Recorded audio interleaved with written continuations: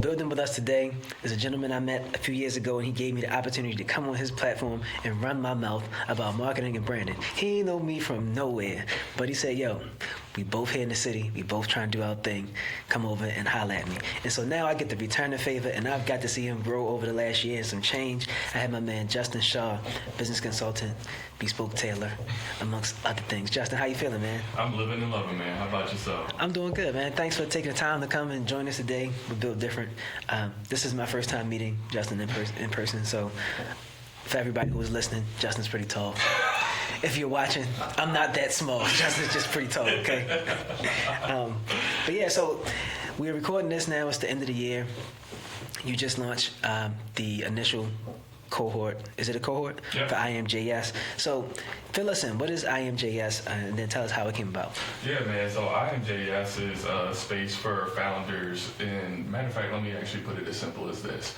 I wanted to create a space where you build the founder, not just the business, because so many people focus on how to develop the business itself, but 25% of founders that start the business end up staying in the business. The other 75% leave because there's a skill gap, right? Because when most people start their business, they start with a passion, they start with a product or a service that they just love, and they know how to be able to curate and develop that product, but they don't understand the full scope of business, just like how you were saying earlier. Like, they don't know marketing, sales, finance, governance, compliance, HR, accounting, team development, leadership, risk management. Like, there's so many different components to it. Yeah. And so I want to be able to help bridge that gap so that way you don't get booted out your business because of stress, because of financial stress, or the capacity to be able to build with the business. Because there are two different types of people. There are the people that end up building their business and it outgrows them, or they just hit that certain cap where their skill set doesn't allow it to grow any further. And usually with anything, it's either growing or it's dying. Okay. And so that's what iamjs is focused on, with providing a community to be able to do that, to understand those different things, to provide capital resources for that as well too, so point them to all the different funding opportunities, and then also the consulting component. So like developing advisory councils for them, because most founders, they just go based off of what they believe is the right thing. Because I promise you, any idea that we have, we think it's great. It don't matter what it is. It's like, this is a really good idea. But positioning you in front of actual experts as an advisory council, so that way that you can understand the perspective from each person. Because one person may say, this is a great idea, but have you considered it from this perspective, right? And kind of going through that whole gambit. So that way, number one, you can focus on the goals that matter the most. Number two, you have the expertise. And number three, you have the accountability for execution. And so that's really what we're cultivating here at iamjs. Of course, this is like in like seed, pre-seed-esque stage, if we put it in like tech terms, but like this is really like the launch and the beta example of it. So like with our cohort and everything. So really excited about it. That's just like one component to it as we continue to grow and scale it over the next upcoming years. Now, I like what you said, man. You're building the founder, not just building a business. And that made me think of like Steve Jobs, right? He got put out of Apple, and he basically found the greatest company twice, depending on who you say, right? But he founded Apple twice. But founders, they never stop founding, right? Even when he was out of Apple, he went and started Next, and then he got into Pixar, right? And they had to go just take over all of that so they can get him back into Apple, and then he got a chance to lead. But you still need like checks and balances, like all of the things that you said. So when you came up with this idea, were you getting questions around it? Or were you saying, like you said it was a gap, but how did you identify that gap? Because most people don't know that this is what's needed. Yeah, so it's ironic because I found it inside my house. Okay. So there are two, again, even though this is a different example, there are two different types of founders, right? You have the person that's a visionary, and then you have what some people either call a practitioner or the integrator. So the integrator / practitioner is the system-oriented person, meaning they understand like how to be able to put a project together, how to create systems, how to be able to track the data, how to be able to make something that's prepared to scale. Then you have the visionary. That's the person that's just like, they have the big vision. They could just bring all the people together and then just kind of take off. But they operate in chaos because there's so many different things that they haven't accounted for in those small intricacies. And so both are necessary. There's no one that's greater than the other. But in my house, I have the fortune of being like the operator, the operations person. My wife, she's a visionary. So like I see it from our personal experiences in our our businesses. So like how she can win these huge contracts and then she's trying to figure out how to build out the systems behind it. That's what I'm here for. Okay. When I'm building what I'm building, she's more so like, Justin, this is what it could be. This is what it should look like. Like this is how you should articulate or how to be able to create like a experience that gravitates people. And so I've kind of learned it through my walk in my house, but then even jumping into my role as a strategic growth advisor and then also director of programming and partnerships for a incubator. I've worked with 19 different industries. And so I've met with people that are in pre-seed stage, seed stage, the growth stage, exit stage. And then the main thing is that most founders think they know what their problem is, but it's usually like 4 or 5 layers deep. Because it's like, okay, cool, you think it's a cash flow issue or, hey, it's a marketing issue. But when you peel back the onion, you're like, actually, it's this. And so I've had to learn how to be able to communicate with those people because 9 times out of 10, entrepreneurs are kind of like, it's good that we're passionate, but sometimes that also prevents us from understanding what's going on the outside, right? And so because you may think it's one thing, I had to figure out how to communicate it to you so you can receive what I'm about to tell you. Because of your expertise and your framework on how you think of things, let's kind of look back and say, okay, you may think it's this, and then ask more probing questions for us to really say, based off of this conversation, it's not really this. It's actually this, which is the root of your problem. So we can solve the thing that's at the top, but really it's about 7 levels down where you're actually going to find the result that you're looking for, but are you willing to do the work in it? Gotcha. And so being able to have to learn all those different industries, those different phases of business, I've kind of started to really get a full scope of like the core principles of business, but also how to be able to communicate those issues in ways that can resonate with the person, the audience. Yeah, that's great. Like you basically borrowed your expertise from everybody else around you, right? All the other businesses and things like that, and being able to see them at different levels, right? It's kind of like a crash course for you, right? You accelerate through learning business because you have to deliver a result for them, right? No matter what space they in. So you gather all that experience, but what made you say, what was it like? Was it a trigger event, like a catalyst event to say, I'm gonna go ahead and I'm gonna start doing this for myself? Yes, and ironically, this probably happened it was either 2021 or 2022. Okay. So my first business, custom suits, been doing that for about 8 years now. I went through my first accelerator program here in Baltimore called the Goldman Sachs 10,000 Small Business Program. It changed my life entirely, like entirely. It made me realize what my true like skill set was. Like when I started suits, it's because I loved and liked suits and all those other great things. But once I went through their program, I realized my ability to be able to diagnose, assess, and be able to repair problems, right? And so when I went through that program, even though I was like, our cohort size, we had about $40 million in revenue in that cohort. And I was probably like a percent of that. Because I'm like, ooh, like, right. But then as I was going through the program, and not to toot my own horn, I'm going through all these things and learning all this different stuff. I'm like, no, this makes sense. This is easy. And everybody else's brain is like, I don't understand it. I don't get it. And like, from me being able to easily diagnose and assess these different things, I was like, wow, like, I would love to be able to like help people out with stuff like this because this is like natural to me. But obviously, people that are making making $7 million don't understand these like principles either. And so, just because my revenue is one way, you also got to understand they're in a different industry. They may be selling real estate. Seven $1 million homes make $7 million. Yeah. I could have sold 250 suits and didn't touch $7 million, right? And so there's still systems in place that be able to kind of architect that. But anyway, to get to the question, is once I went through that program, I started becoming very curious on how I could support founders. So I started hosting monthly workshops. So they were basic workshops on like the basics of like understanding like the full scope of business, like how I said marketing, finance, sales, all those different things. But then what ended up happening was I got an opportunity to speak at the International Summit for the Goldman Sachs Summit. And so I was able to speak on stages with like George Bush and Chris Paul and all these amazing different Bloomberg and all these people. And I'm like, oh, like, we're really doing this. Yeah. And when I went up there, you know, again, like, people were sitting in the audience taking notes on things that I was saying. And then I'm a man of faith. When I was going through that process of like applying to see if I would actually get it, I heard God tell me, he was like, you gonna get it, don't even worry about it. So I got it, and then when I got up there, I just heard a whisper like in my spirit, like it was like, this is just the beginning. And so from there, that's when I really started to explore like, what does it look like for you to be able to create a space to develop entrepreneurs? And most people want to expect that that's gonna happen overnight. That happened in 2022. We're currently at the end of 2025. Right. I just got clarity. Got it. Like full-blown clarity. Yeah. But, you know, people have to understand, like, when you're going through this process, you have to go out blindly to be able to figure it out, because just paralysis analysis and understanding, like, okay, what is this going to look like? What is this going to be? And, like, all these different things, make all the plans in the world for it. But until you actually move your feet, that's when clarity really comes.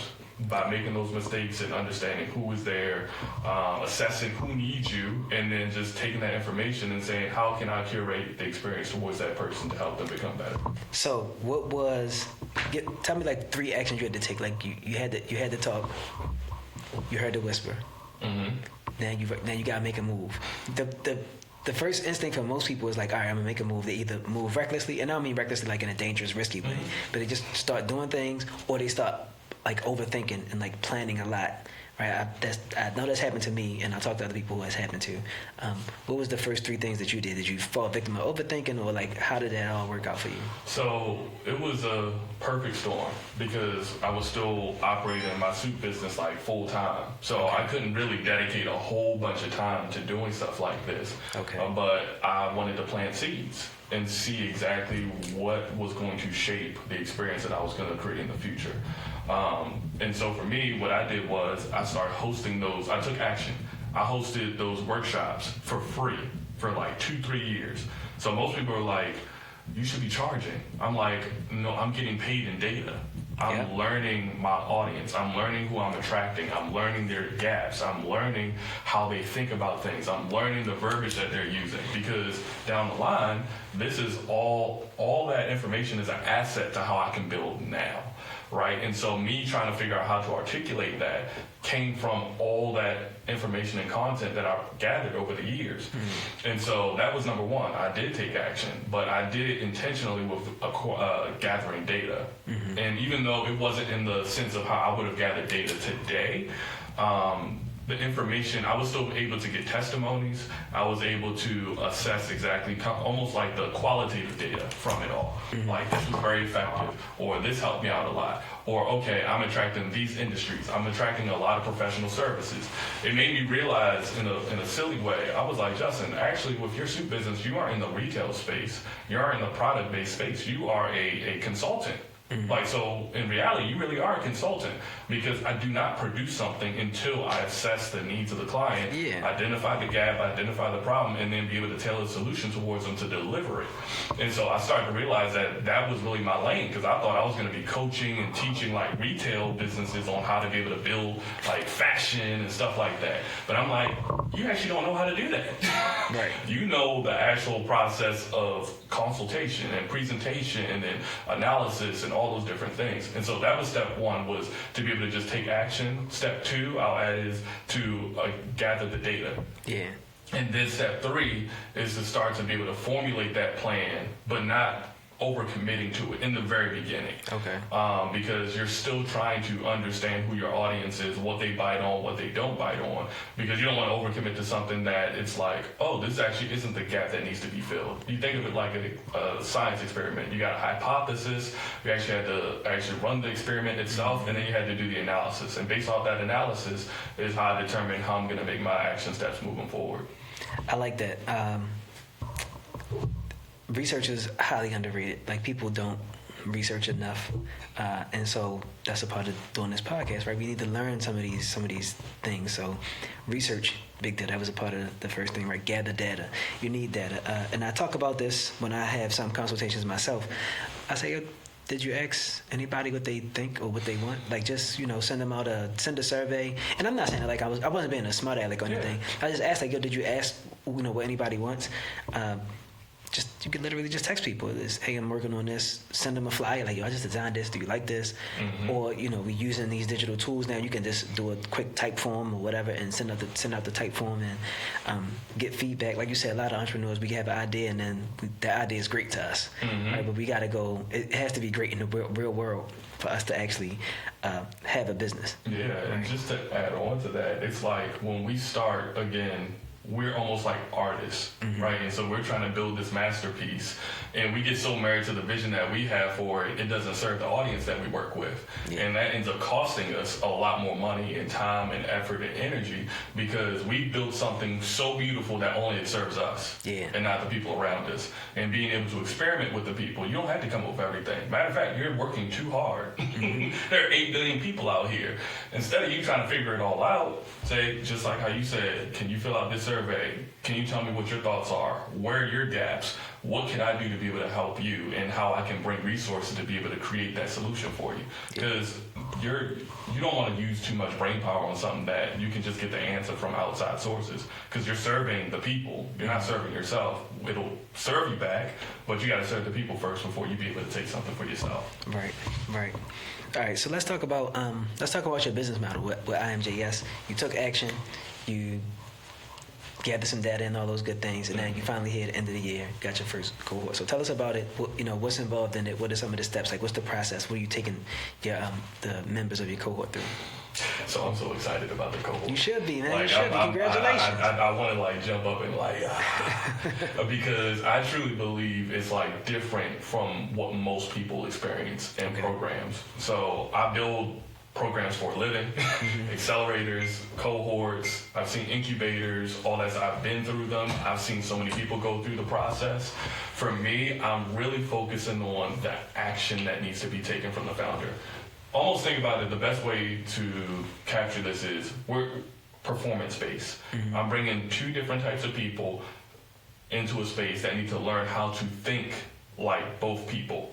Okay, so like I talked about the visionary and the integrator, I'm trying to make sure that they can compensate for the other side that they're lacking for, because that's usually the roadblock that they experience, right? And so for the iamjs Mastermind, what we do is it's about 90 days, so it happens once a quarter. We only take up to 10 people because we want to curate a space where you guys can collaborate, network, be able to build partnerships, for us to dive deep into all of the different things that we're tracking and reporting, so that way we can actually produce results. And so what that looks like is, like, let's say it's 90 minutes. The first 60 minutes, we're going through what I call projects and processes. So they have to develop 2 different projects through that quarter. And those projects are usually systems. So the project could be like, hey, I want to build out a brand new marketing funnel. Okay, here are the different milestones that we're going to be focused on and tracking. And so you'll have to build out that marketing funnel, and then whatever the second project is. And then the second half of that is the process, which is the KPIs that we're tracking. So there are going to be 3 KPIs that we're tracking because you need to be able to produce results. And so projects are for people that are operators building stuff out. Tracking is more so for that visionary they just want to execute and do. And so now we're trying to marry both of those together, so that way you can get in the habit of being able to do those things simultaneously. And so you may be tracking how to develop your marketing funnel or improve the quality of the delivery of your product or your service in the project, but we may be tracking revenue over here, we may be tracking lead generation right here, how many new partnerships you acquired right here, and then we're basically going through that for probably like the first 30 minutes individually for each person. And everybody actually can give insight and feedback on it. So we tailor the entire program based off of the people that are inside the cohort. Gotcha. Then the other side to it is we talk about market opportunities. So we aren't just talking about the tracking and the projects. We're talking about, well, what networking opportunities do you have in your network? Like, what events are happening? You should be able to go to this location. Or, hey, you should join with this organization. Or, hey, I hear that Quintel has a podcast. Maybe we should all look at this as an opportunity to be able to hop on on here to be able to see exactly what the market says about our product and our feasibility, right? Or like, hey, here are the grant opportunities that we see out in the market. You should be able to take a look at this. Or, hey, again, market, maybe we want to partner and do an expansion in Virginia, right? And so that's the other part to it. Then the next part is we talk about the issues. Those are like the bottlenecks that are holding you back from hitting your goals. So 9 times out of 10, all our founders have to put that inside of our software before they come in, so that way we can discuss it in a safe space, right? Because everybody in there has to sign an NDA because we want all this to stay right here. Okay. So if you are having issues with like, dog, I don't have no runway for the next. So these are just issues in their business, not necessarily issues attached to the tracking or the process. Exactly. Okay. But it can be twofold. So Okay. it could be just general issues, but also when we're going through the projects and the tracking of the KPIs, if we see like, hey, you've been off goal for the past 2 weeks, let's flag this as an issue so we can talk about it as a whole unit, right? And so then we go and discuss all those different things. There's more to it, but then we'll also have a to-do list afterwards. So at the end of that kind of like structured meeting, we'll basically say, okay, there was a networking opportunity. Justin, I need you to introduce Quintel to that networking opportunity. So that when we come back next week, I can be like, did you introduce him? Because all of this is action-oriented. Yeah. And then the last part is like an educational component, which I call the Forge, where we help you refine what you're doing through our A7 model. So that's kind of like the scope of how the cohort works. But my favorite part, most cohorts and programs just let you graduate based off of showing up. Mm-hmm. We're not doing that. You're not going to be able to do that just because you showed up. Yeah. You have to be able to hit 80% of your goals in the program in order to graduate. Because we're not here to make you feel good. We're here to forge you into a new founder that can scale the business. Mm-hmm. Because nobody's going to applaud your business just because it made you feel good. Yeah. If you run out of capital, if you run out of resources, if you run out of all the help that you need to be able to build your business, congratulations ain't going to do nothing. Right. So we're really trying to focus on the production and the scale, the systems inside of the business for these founders. So that's just some of the stuff. And then we're going to have an alumni program that's going to be even like doper. But that's dope. It one business feeds into another one. Exactly. So I have a question. This is important. Mm-hmm. Or it may be more interesting than important. What you just described was a lot of accountability. How do you justify getting other adults to invest in accountability for themselves? Because they don't see themselves as children. They don't think that they're not doing. They see problems arise in their business, but they don't know that it is because of something that they did or didn't do. And I understand the benefit and the need for accountability. How do you help them understand that they need it, whether they're investing with you or with somebody else? So when I look at like my ideal avatar, and this is actually a beautiful question. Because, like you said, most founders don't feel like they need that. Well, they feel like they need the accountability. I kind of mask it in community. Got you. Right. Got you. And so this is where it becomes very important to understanding the art of communication. So when people apply, usually the way that I frame it is, look, you keep hitting a certain barrier and you don't know why you're not getting to the next level. Join the mastermind so you can be in a community of individuals that can help you talk through those experiences that they've went through that could potentially help you, or to be able to hold you accountable for that process. The other thing is when you actually go through so number one, the real thing is that I don't want anybody in this program that isn't willing to be open, vulnerable, and accountable. Yeah. That's why it's an application process. If I get 100 apps, and yes, we get revenue from it, if you aren't a good fit, the product is only as good as the people that are inside of it. Yeah. And then this kind of jumps back to like my space in the luxury space of custom suits. Mm-hmm. Not everybody can get it. Right. And so because of this scarcity mentality of like up to 10 people, if you get in, now down the line, we'll probably actually have to have virtual interviews with people to really get a feel. It'll help us determine the quality of our product. So I don't care if you make $3 million. If you stuck up, I don't want you here. Yeah. Right? I don't need your money. We don't need you in this space. And so once we're able to define that community, then not this week, but by the time this comes out, it'll probably already officially started. Mm-hmm. We're actually having a dinner to launch the first session for the cohort. So classy. Yeah, because I mean, my motto like is make everything an experience. Yeah. Anybody be like, just, hey, welcome guys. I'm like, no, we're going fine dining. We're going to network. We're going to talk. We're going to have like these Okay, this is going to come out later. We're going to have cards where it's going to have questions that are honestly like vulnerable questions. Yeah. It's like, what was the lowest point in your business? Right? Or like, what was your biggest success and how did you overcome like your past failures? Or what do you feel like if you can change this one thing in your business, what would it be? Right? So that way the actual community can feel comfortable of expressing themselves over good food and actually their drinks there. So people are going to end up getting really comfortable very quickly. And then of course at the top of that session, we're going to paint a vision of what the cohort is and really dive in, just like any other business owner should know. You dive in on the pain so much that it makes them open to wanting the medicine that's going to solve it. Yeah. And so talking about like all the different things I saw in their applications on like what they feel is holding them back and being able to go so deep into that as we build this stuff out, that they know, okay, whatever I'm about to get here, I actually need it. And then be able to communicate with them in a way that they can receive it. So 9 times out of 10, I usually am not the person that's like, no, you're absolutely wrong. I ask you questions so you can pull out the answer of like, actually, maybe I'm not right. Right. So you make it clear to them. Yeah, you make it clear. You clarify it for them, and they kind of suggest it themselves, like, oh yeah, okay, now I need this. Exactly, because people are hard-headed. So sometimes, even though you're not going to get the affirmation that you basically gave them the answer, you walked into the answer. Yeah. They feel empowered because they feel like they came up with the answer. Yeah, that's what I was trying to say.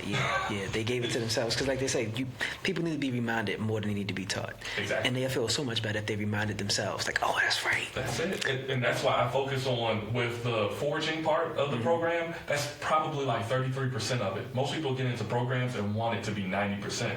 You already know what to do. Yeah. I don't need to tell you what to do. We're just going to hold you accountable and help you leverage partnerships and collaborations and building systems to be able to help you get to the next level, because you already know. You just need to take the action towards it.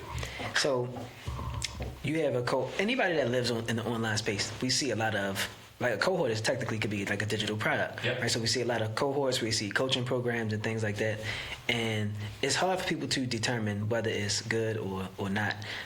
And you decided to do your own. So you clearly fill a gap somewhere. You found a reason why you should have one. Is there anything that you've seen, and you don't have to name names, but like, is there anything that you've seen that you feel like was like not good advice, or, you know, just really poor guidance out on the internet around coaching and investing in cohorts and things like that? That's a really good question. I want to say that I don't think there's an audience for everybody, right? Because at the end of the day, the secret is everybody's teaching the exact same thing. It's about being able to, who do you relate to enough that you will be willing to listen to, right?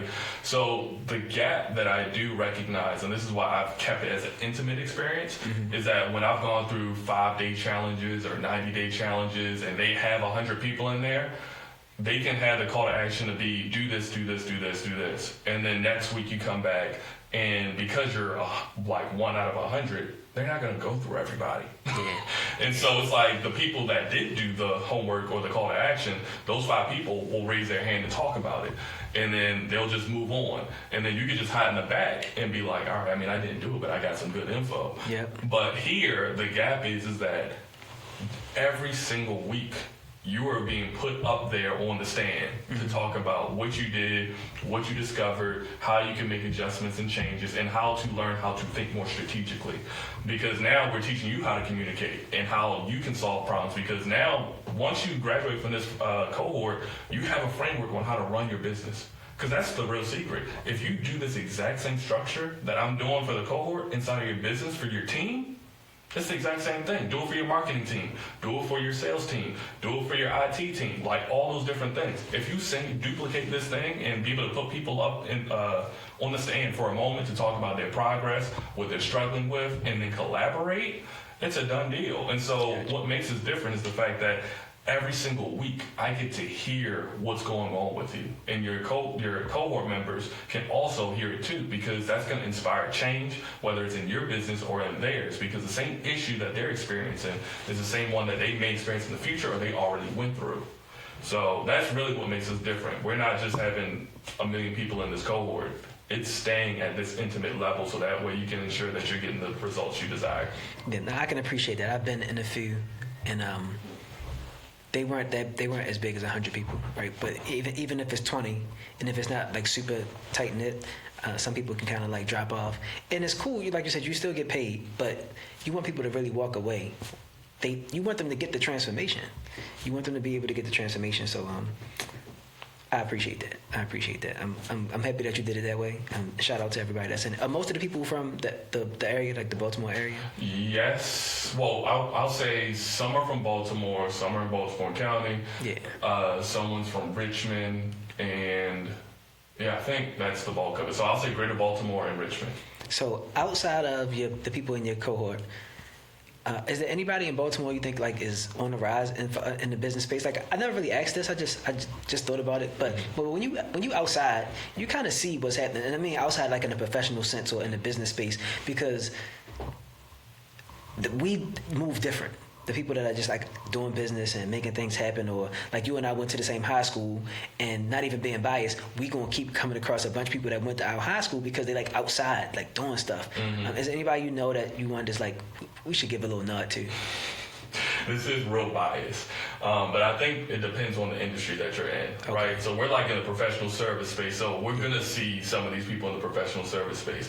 I also see, and again, this is probably biased, but it's reality for me. Like my wife. Okay. This is biased. She's real. It's real biased. But if you ask anybody in the maternal health and wellness space, if they say new momish, they're gonna know exactly what you're talking about. Because she's been in business for about 2-3 years now. She's partnered with Xfinity, a lot of the major healthcare providers. She's disrupting the space where people have like maternal support, and like it's a whole movement. She just secured a contract to serve 1,000 moms in Prince George's County. Man, that's what's up, man. She also did it a year ago here in Baltimore with United Health. I believe that's one of these hospitals. That's how many hospitals she's working with now.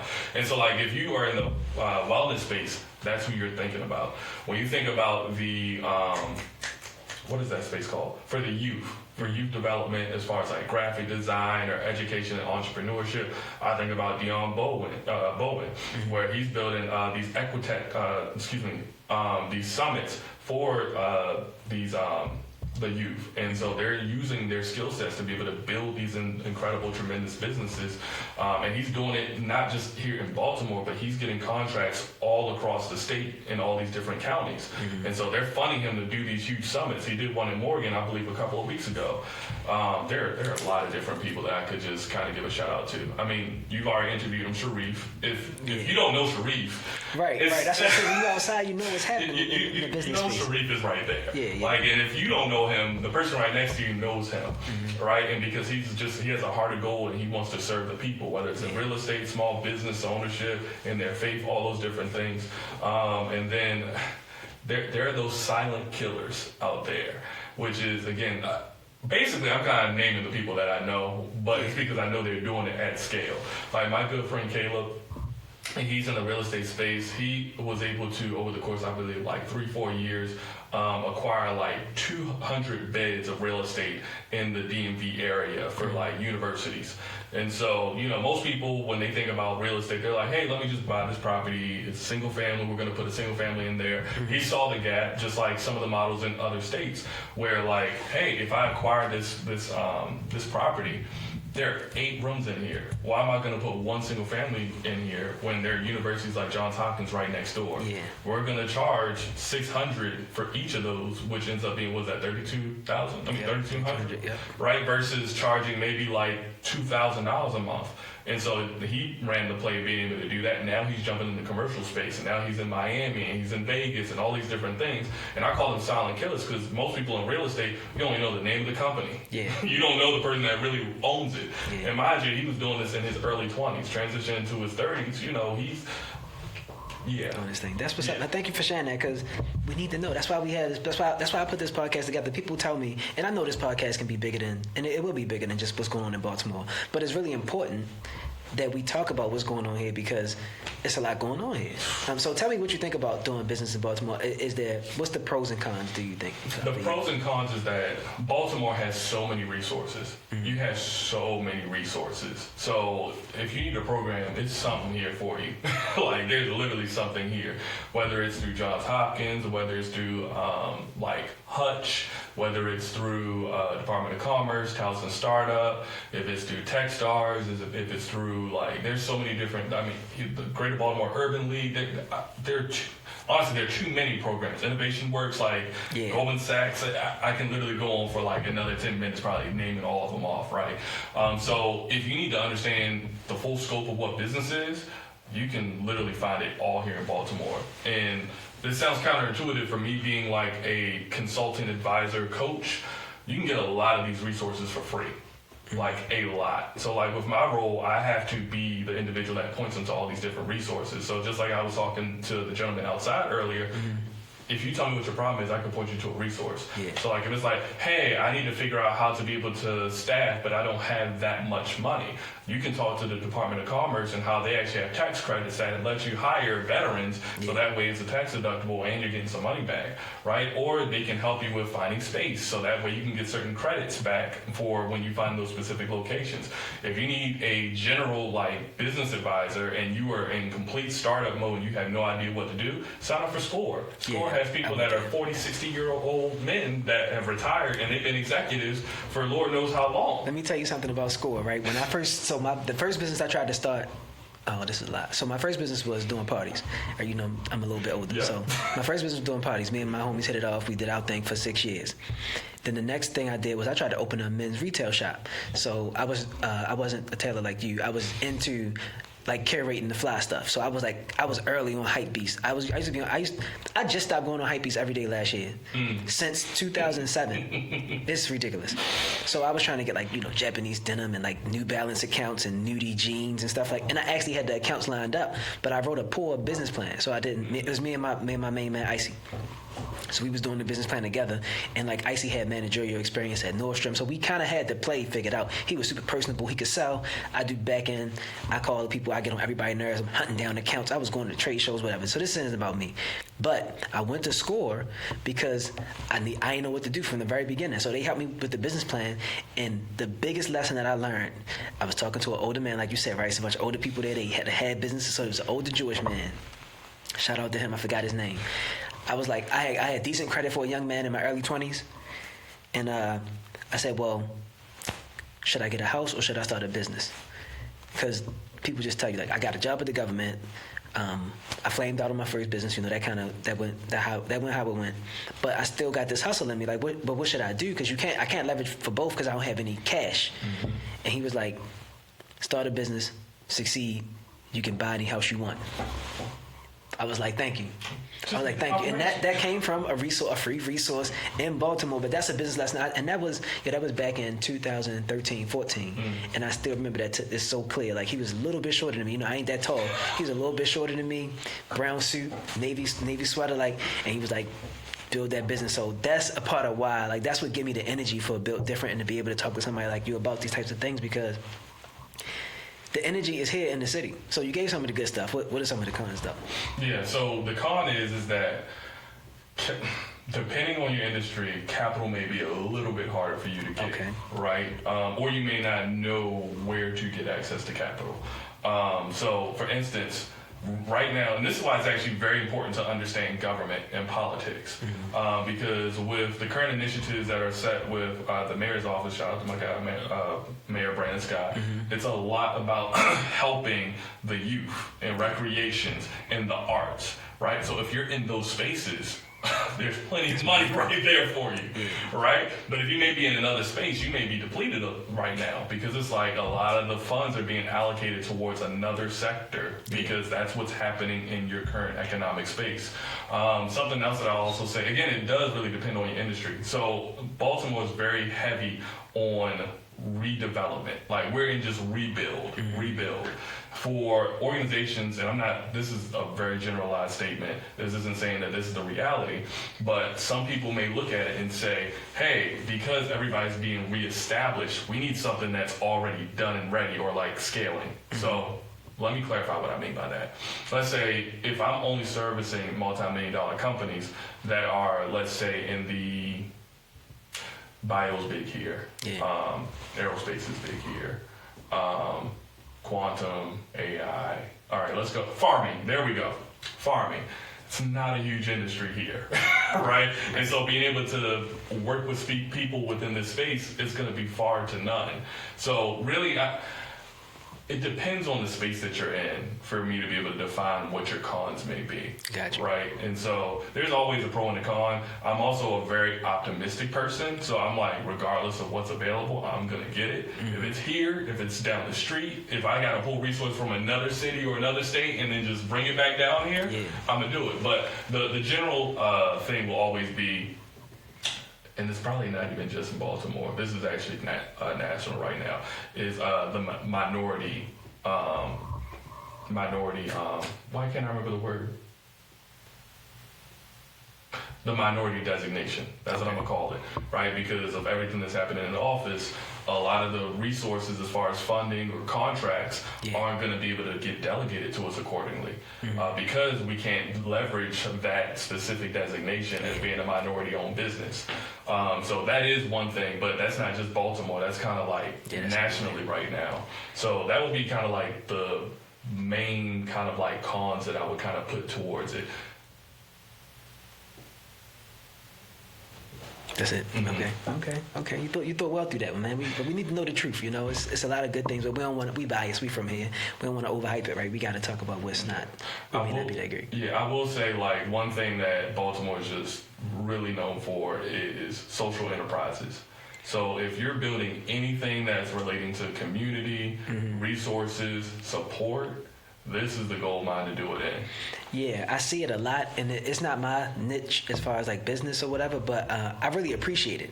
Yeah. Like Innovation Works and like all the things that they do. Like I really do appreciate it because people need the space to learn, to grow in business, and people need to be served. I approach it from more like a capitalistic point of view. Like if you can gather resources, then you can share it. It's conscious capitalism, right? So I'd rather spend my time trying to acquire resources that can help people.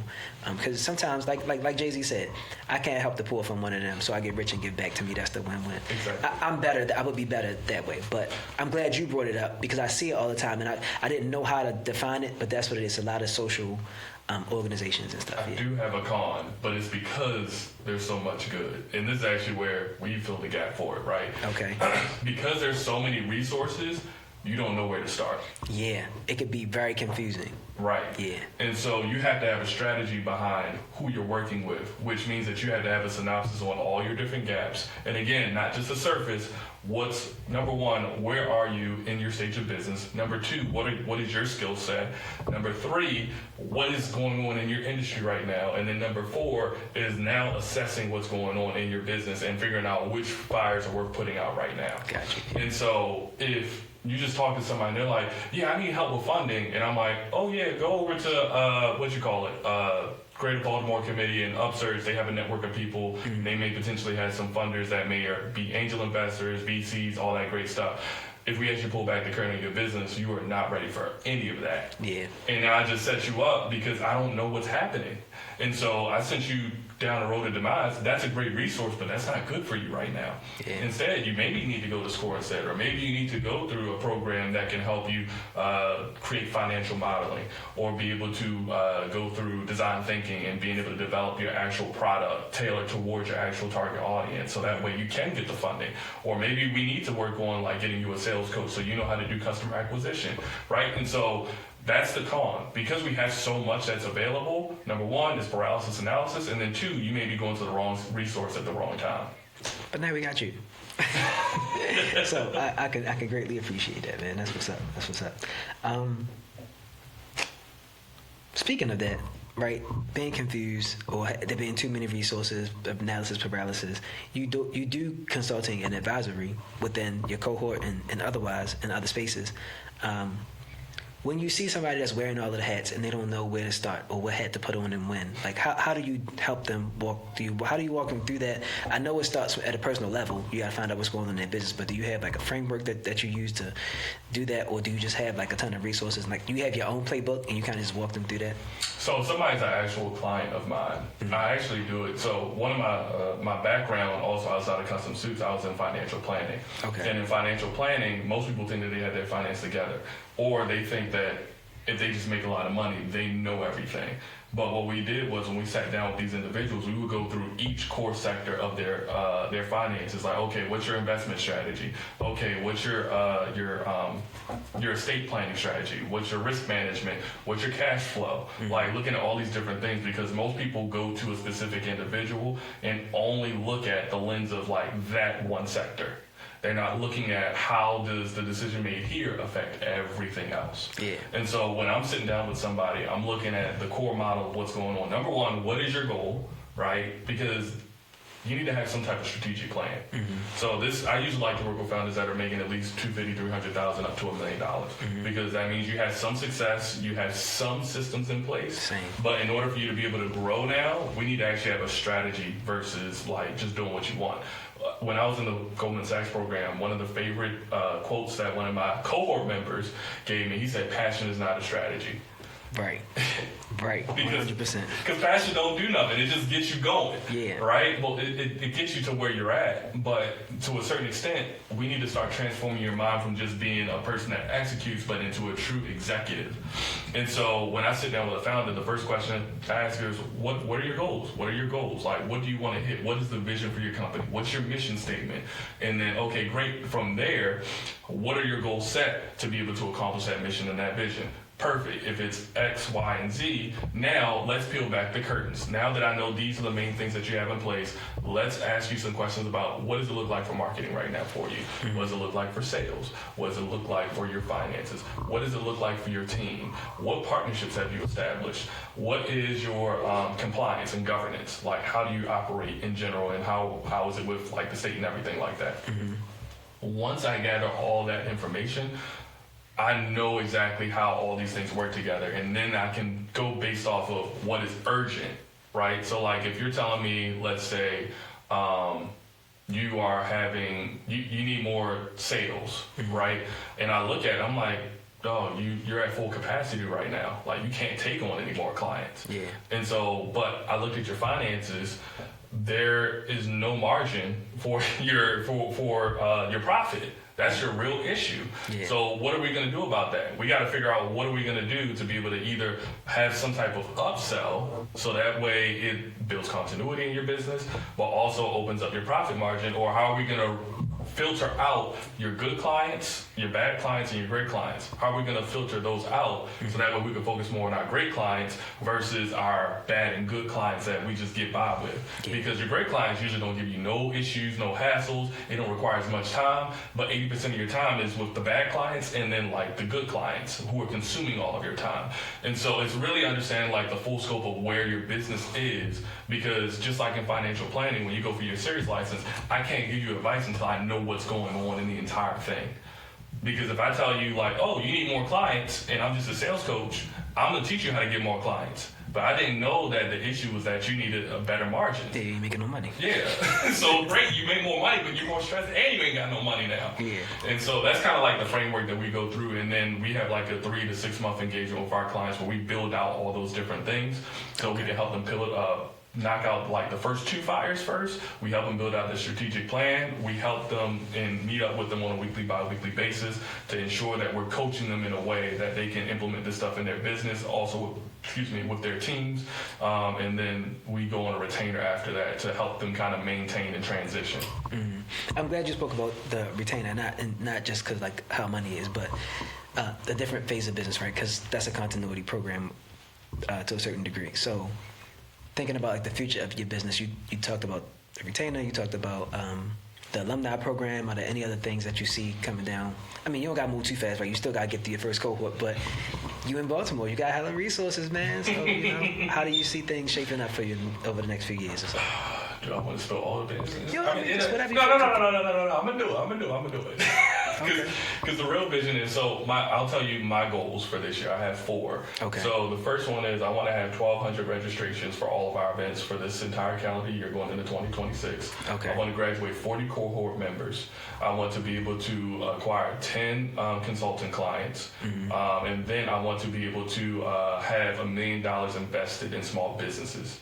Right? And so that goes towards my 3-year strategic plan. So that's what it looks like in year 1. The goal with one of them, with the the funds invested, I'm pointing everybody to the different resources that are available now. So I'm now branded and known as the person that can point you towards the access to capital. Yeah. I've always had the desire to be able to invest in businesses. And so 3, 4, 5, 10 years down the line, if we are known as that organization that points you to the funding, if we become our own funding organization, then there's a huge opportunity there for us to fill the gap for them. And now we're able to build up a fund, whether it's an angel investing, venture capital, private equity for acquisitions, all those different things. Then on the other side, of course, you have the community aspect, where we want to build a community and a network, whether it's digital or in person, for founders to be able to connect with one another and use each other to iron sharpen iron for founder development. And then, okay, I can't technically say that one publicly, so I won't right now. But the last one was,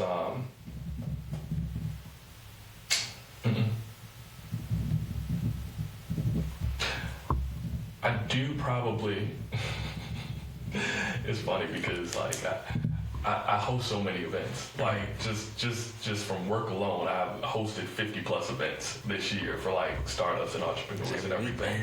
But I think I do, even though I hate like events at that scale, I probably will have some type of like summit or conference. Okay. For everybody to connect with one another. Because what I really envision, like, if I look at my family, because that's really how I look at everything, God, family, everything else, the vision God called me to is He wants me to shift global economies. I have to build a framework that works here locally, and then regionally, then nationally, then internationally. And so that's how I'm looking at my framework. My side of our family's mission and vision is the marketplace and helping them be able to build like wealth and finance and be able to have like impact in their community to improve the quality of life of their community, economic development. My wife is building the family unit home. And so when I envision like what we're doing together, we're really trying to redevelop an entire like community into a space where we all thrive with what we're doing. We're prioritizing family, we're building and making the impact that we need in our community, and we're not compromising on the quality of life because of that. So that's really what our vision is. But the last thing I will share, that was the other thing. I don't want to call that was filler information, but that is just a fun fact. But with every dollar that's made, 10% of all revenue is going into a foundation that I'm going to be building out. Okay. So all the money that's coming in from this organization, we're literally pointing right back out into the community. Because you need that non-dilutive funding. Non-dilutive funding is when you have money with no strings attached. And so if I can be able to provide $10,000 grants or pitches to small business owners that have an idea or a vision, they just need to get by, or, hey, I'm going through a tough time, like I need help and support, we can give them that money to get them to the next space. Because I know if I didn't have grants and all the different things, I would not be here right now. And so there are a lot of different moving pieces to this, but at the end of the day, we want to be that one-stop shop for you to be able to build your life, build your business, build the founder that you are, and that way that you're creating it and not letting life run you. So I got to put this out there because you mentioned grants a couple of times. So I had grants for a good part and company and things like that. How do you inform people in a way to not be over-reliant and always seeking those types of sources of external funding? Because I'm not, like, I've used it, so I understand the benefit of it, but I also believe, like, I'm not saying you got to hustle and scrounge up and get it out the mud every single time, but there's a different level of value you have on dollars that you create and earn versus somebody just giving you money. Because I keep talking to a bunch of business owners and people who are just either just getting started or kind of in their first 1 to 3 years, and so they're looking for a grant or some kind of external funding to bail them out. And I'm like, you got to fix part of your business. Like, I know because I messed up in my business. So you got to fix the way your business works. So how do you talk to them about without like, you know, poo-pooing on a parade, but like, you gotta chill on the, like, everybody don't need it, because if we talked about having the right direction, if you don't even know what you're going to spend the money on, you're going to mess the money up. You're going to mess the money up. So what do you tell people? Because you just sent me an email about some funding, right? So I open the email, I look at it like, I ain't even going to apply right now. You know what I'm saying? Somebody else can probably use that better. I know what I can use the money for now. Just like 2 weeks ago, I brought out a little plan. That leads me to my next part. But how do you help keep people like managing their expectations around pursuing external funding? So this kind of goes back to, it depends on who I'm talking to. So number one, if your business, like let's say you're in the tech space, you do need that funding, right? Because you're building out a product that has not been developed before. It may cost you $25,000 to be able to build out that prototype. But before you technically do that, still, you need to be able to go out there and gauge the market if it's something that's really needed. On the other side, you said don't poop on them, but I mean, we might have just a little bit. Just a little bit. If you keep applying for grants, just become a nonprofit.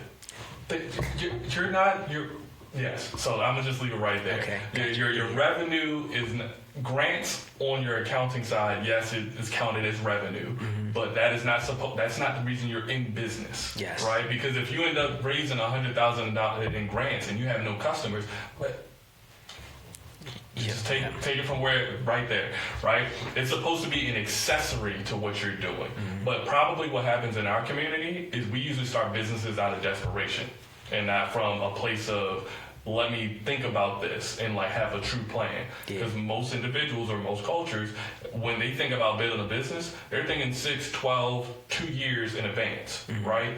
And then they also know how to be lean when they start their business because you don't know what's going to work. Because what if you get $100,000 and you wasted $100,000 because you didn't know who your customer avatar was, you don't know what your customer acquisition cost is, you don't know if your product is even a right fit for them, or you don't know how much it's actually going to cost for you to deliver that, right? And so honestly, I will never call it a blessing to not have money. Right. But I will say what you lack in capital right now is being used to build up your skill set first. Yeah. Because if you don't have the skill set, you're going to mismanage the money anyway. And so the way that I've looked at it, there was a time when I did apply for, and I toot my own horn, I feel like I managed my grant money very well because I didn't use it as a way of like, this is how I'm going to make my money. Yeah. I used it in a space of like, hey, this is going to help me accelerate what I'm doing. We are already generating revenue, but in order to be able to accelerate it, we need some more coal in the fire, right? And so if I had to like give I don't want to give that. I don't want to give advice on like the percent of your revenue. Apply for the grants, but don't look at it as a space where this is where all my money is coming from. Because then you're going to have a gap of like, I got all this money. You're going to spend it on certain things. You may get into a contract, and once your money's gone, you're still obligated to support that, and now you're having cash flow issues. Yeah, that's what I'm about to say. But I would say just prioritize cash flow over your grants, because they on the timeline, so it might take months before you actually get it. Like I had for a big grant, right? It was $25,000. That's a significant amount of money, especially in food and beverage, for any business really. But you know, food and beverages, you paying for overhead often because I got to re-up on a lot of stuff, cups. Right. Mangoes, kale, new shirts because the old ones got all dirty, right? But we had cash flow, and so I was able to manage it, and I didn't have any coaching through that, so it was I was just blessed enough to have an idea to make folders in Google Sheets, in Google Drive, and that saved me. But I'm talking to some people, and they don't even like writing stuff down, so they don't have anything organized. Now, I want everybody to get the grant, but also the people, they're not going to give you any more grants if you mismanage it and things like that. So I just wanted it to come from somebody who understands funding a lot better. Yeah, and then the best part about this is, and this is actually something that I took from my financial planning space, is you have to have an investment decision filter. So you have to be able to calculate the ROI for every single dollar you spend in your business. So like, for instance, like in my business right now, I could invest in a lot of equipment and make my videos look like amazing and impactful and all those different things, the crazy transitions and all that stuff.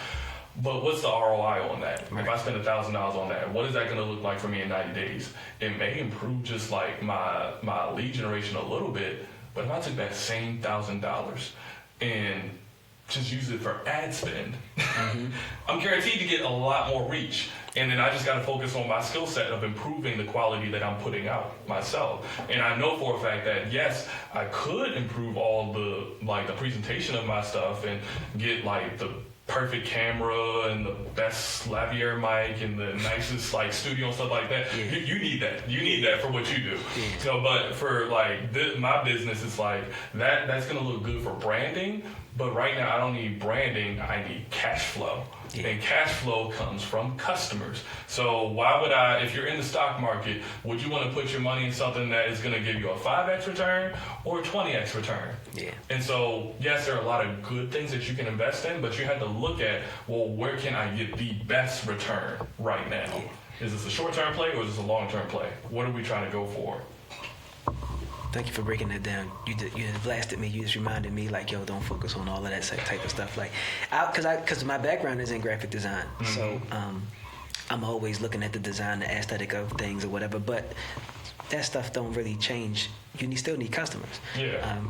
I'm better off designing a system to get people to come through, to get them on the email list or something like that. So I'm glad you shared that. You just reminded me not to fall back into that trap or anything. But a few months ago, I was focused on like my LinkedIn banner or something like that. And I was like, man, what am I doing? And it goes to not just your money, but also your time.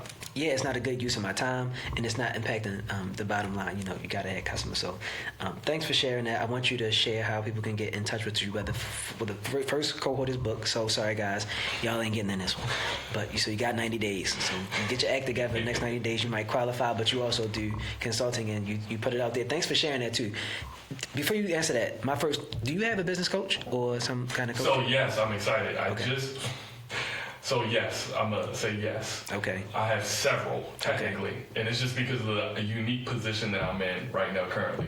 The coaches that I have paid for in the past and also currently, I've hired a sales coach. Mm-hmm. I've also had a business coach as well too, like general business, and then I just got my leadership coach. Okay. Because I understand the frameworks of business, I need to be able to build teams faster now. Because most founders, we get scared because we're like, we actually need a team sooner than we're ready for it. Yeah, exactly. We try to do everything ourselves, and because I love processes and systems, I always thought that I could just build a system and then just leave it. But a lot of times, even though we have AI that can complement it, there's some human capital that just can always make it better, right? And so for me, I'm like, I'm gonna start early. I got a leadership coach. Then iamjs is technically launching, I guess, like January 1st, even though it's kind of actively been happening really this last quarter of the year. But I've already had 2 volunteers that want to support me. And like the goal is like be able to look at their skill set, build them up, and if it seems like a good fit, I can now compensate them by the end of Q1. That's right. So that's the coach that I have right now. The biggest thing about that coach, it's Alter Call. Why do I forget the gentleman's name? Anyway, you can look up altercall.ai. And the reason I chose him as my coach is because what we were talking about before we got here. I want a coach that's talking about generating $1 million, $10 million, $100 million. I'm not in the business of 6 figures. I'm in the business of millions, right? If I'm called to shift global economies, I'm not doing that at $100,000 or at $500,000. No, we're doing that at $100 million valuation or $1 billion valuation. What better way to learn that by working with a coach that has done millions, if not billions of dollars in revenue? Gotcha. And so I've had the coaches that made 6 figures. I've had the coaches that made $1 million. I've had all those different things. There is a obvious difference in how they deliver their content, which it's important. Coaches between that 0 to $1 million, they focus very heavy on mindset, which is crucial because you gotta have the conviction that you can do it to just go out there and mess it up. People that are $1 million, 10 million, 100 million, they're talking about systems and processes. So that way it is a little bit higher level. I think MBA candidates, I think like collegiate level, when you first start off in business, think you're high school, freshman, sophomore, junior, senior. Once you graduate from that, you're gonna have to learn all the jargon, the ARRs, the MRRs, the CACs, the LTVs, all that stuff. So that's what I want to make sure I'm putting in my line of focus for my coaches to answer that question.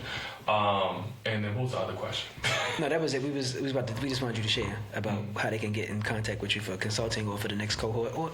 This was I was commending you on laying out that you want to get 10 consulting clients. So if we need to plug consulting right now, you should probably just go ahead and say how they can. Oh yeah. So if you feel like you're a founder that is experiencing bottleneck, you don't know how to develop and scale systems, you currently have clients, but you feel like every single time that you're going out to the marketplace, you don't feel confident in the delivery of what you're talking about, I would love love to work with you. If you want to get a full understanding of your business, how to develop those teams, how to create those systems, how to be able to track and measure it so that way we can actually scale you in a predictable format, talk to me.